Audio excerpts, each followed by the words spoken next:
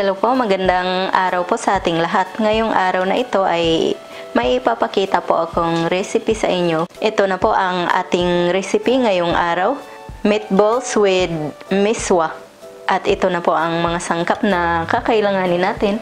Unang-una, miswa, ground beef, bawang, red bell pepper, sibuyas, carrots, dahon ng sibuyas, patola, kalamansi juice, toyo, at saka asin. Gagamit din po tayo ng mantika. Gagamit din po pala tayo ng tubig para sa sabaw ng ating miswa na may meatballs. Ang una pong gagawin natin ay imamarinate po muna natin itong ating ground beef ng mga 5 to 10 minutes. Lalagyan natin siya ng bawang. Tapos itong red bell pepper. Nagtira po pala ako ng bawang at saka itong sibuyas para gagamitin ko po panggisa mamaya kapag niluto ko na po itong ating putahe. Ngayon ay ilalagay na rin po natin itong ating dahon ng sibuyas. Hiniwa ko po pala siya ng maliliit. Tapos ilalagay po natin itong ating carrots. Ilagay na rin po natin itong ating calamansi juice. Tapos maglalagay po ako ng konting toyo dito sa ating ground beef. Ngayon po ay hahaluin na po natin to gamit ang ating kamay. Yan, imamarinate po muna natin siya ng mga 10 minutos. Tapos babalikan po natin siya pagkalipas ng 10 minutos.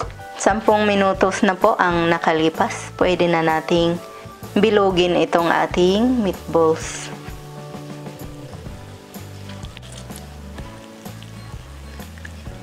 Bibilugin lang po natin ng ganito kaliliit para iprito po natin siya mamaya. Ngayon po ay yan na po lahat ang mga nabilog kong meatballs. Ngayon ay pwede na po nating iprito tong ating meatballs. Magpapainit po tayo ng mantika. Hihintayin lang po natin na uminit yung ating mantika. Ngayon po na mainit na ang ating mantika ay pwede na nating iprito itong ating mga nabilog na meatballs. Yan. Isa-isa lang po natin na ilalagay dito sa ating kawali.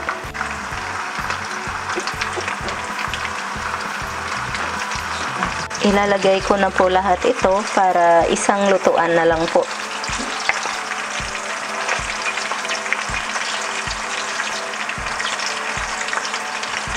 Pwede naman pong idikit-dikit ito kasi wala po tayong nilagay na glutinous dito sa ating meatballs at wala ring harina.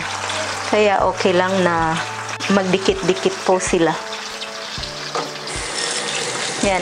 Ngayon ay hihintayin po natin na mag golden brown po yung ating mga meatballs. Tsaka po natin siya babaliktarin.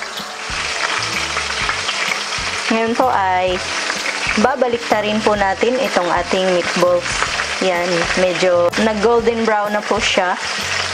So, pwede na po natin siyang baliktarin.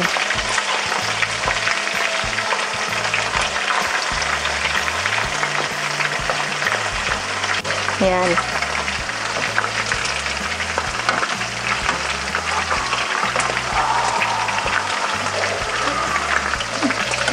Tapos hihintayin lang po natin na mag-golden brown din po yung kabila.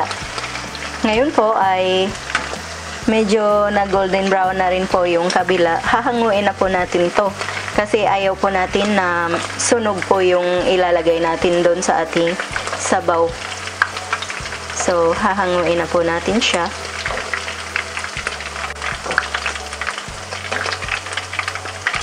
Yan.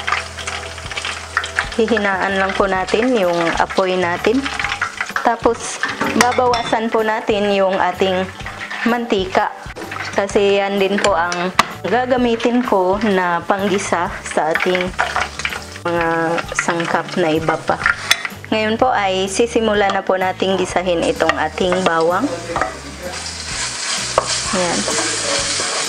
Hihintayin lang po natin na medyo mag golden brown po yung kulay ng ating bawang. Ngayon po na medyo na golden brown na po yung ating bawang, ay ilalagay na po natin itong ating sibuyas.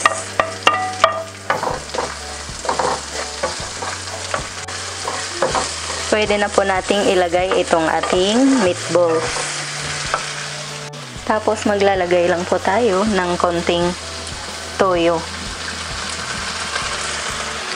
Hahaluin po natin ng konti itong ating meatballs. Saka po natin ilalagay itong ating tubig. Mga 4 cups po na tubig or 3 cups ang nilagay ko. Tapos ngayon ay hihintayin lang po natin siyang kumulo. Ngayon po ay tatakpan po muna natin to para kumulo at hihintayin po natin siya ng mga 3 to 4 minutes. Ngayon po pagkalipas ng mga 4 minutes ay kumulo na po yung ating sabaw. Ngayon ay pwede na nating ilagay itong ating miswa. Konti lang po ang nilagay ko kasi gusto ko po yung medyo may sabaw yung aking miswa with meatballs. Ngayon ay maglalagay po tayo ng asin para sa ating seasoning. Konti lang ang ilalagay kong asin kasi medyo maalat po yung ating miswa. Ngayon ay isusunod na natin itong ating carrots. Ngayon ay pwede na rin nating ilagay itong ating patola. Hihintayin lang po natin na maluto itong ating patola. Ngayon kung medyo kulang po yung asin na nilagay nyo, ay tikman nyo na lang po para magdagdag po kayo ng asin. Ngayon po ay titikman po natin to kung tama na ba talaga yung lasa niya. Yan. Sobrang sarap na po ng ating miswa with meatballs. Yan. Hahaluin natin ng konti kasi medyo malapit nang maluto itong ating patola. Ngayon ay luto na itong ating patola.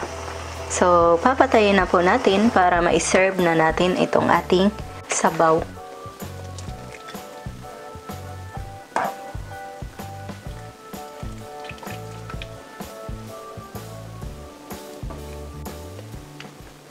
Ito na po ang miswa with meatballs na ginawa ko po. Sana po ay magustuhan nyo ang reseping ito at subukan po ninyo. Napakasarap po ng reseping ito. Maraming salamat po sa inyong panonood.